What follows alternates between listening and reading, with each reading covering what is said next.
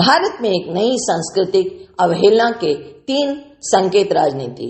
पठान जैसी blockbuster film देखने वाले उत्साहित और उत्साही बीबीसी डॉक्यूमेंट्री के गुप्त दर्शक और जश्न ए रेख्ता के पारखी लोकप्रिय संस्कृति के प्रति असंतोष लाते हैं। भारत में प्रबुद्ध जनता विश्व राजनीति के वर्तमान संकट काल में लोक लुभावन दक्षिणपंथी शासनों के आगमन के बारे में अच्छी तरह से अवगत है। यहाँ मैं लोक लुभावन के बजाय लोकप्रिय के बारे में लिखना चाहता हूँ, वह भी कला के क्षेत्र में, साहित्य और मीडिया, संक्षेप में संस्कृति, जो शहरी और शहरी भारत में तूफान ला रहा है। लोकप्रिय संस्कृति के इस उछाल ने युवाओं और छात्र आबादी को अपने मोहरा के रूप में रखा है। इसके बाद मैं इस उछाल की 3 अभिव्यक्तियों को चित्रित करता हूँ।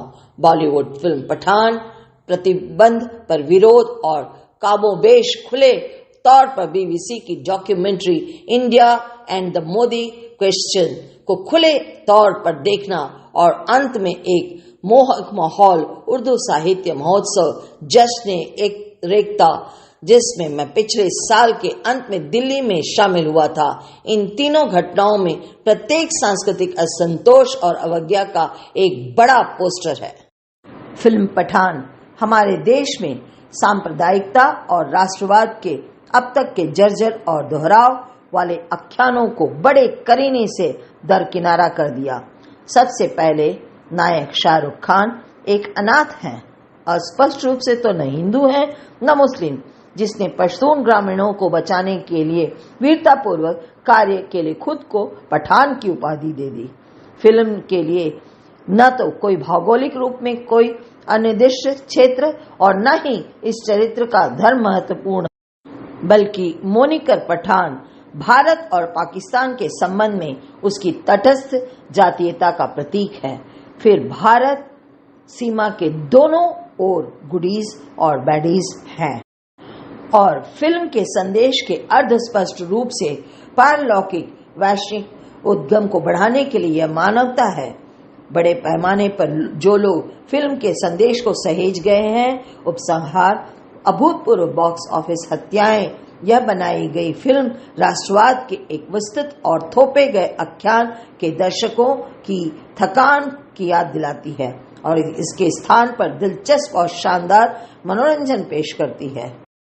ताजा हवा का झोंका यह भी पड़े, खंडित समय कभी मरम्मत से परे नहीं होता। बीबीसी की डॉक्यूमेंट्री को छात्रों द्वारा अवज्ञापूर्ण तरीके से देखना न केवल सेंसरशिप के खिलाफ विरोध और नागरिकों की स्वतंत्रता से इनकार का संकेत है, बल्कि यह उन लोगों के चेहरे पर लगा एक तमाचा है जो प्रतिष्ठान की चक्की पर युवाओं की नाक रगड़ना चाहता है। Audio visual media documentary Pathaan जैसी फिल्में और अमिताभ बच्चन और शाहरुख खान जैसे बड़े सितारों द्वारा अभिव्यक्ति की स्वतंत्रता के समर्थन में बयान देश में एक सांस्कृतिक विद्रोह और पुनरुद्धार के स्पष्ट संकेत। यह अकारण नहीं है कि घबराए हुए भारतीय प्रधानमंत्री ने अपनी पार्टी के कार्यकर्ताओं की एक प्रतिनिधि बैठक में अपने पार्टी के लोगों को फिल्म से दूर रहने के लिए आगाह किया। क्षेत्रीय क्रांति मुझे जश्न ए रेख्ता उत्सव में शक्तिशाली रूप से संकेत दिया गया था।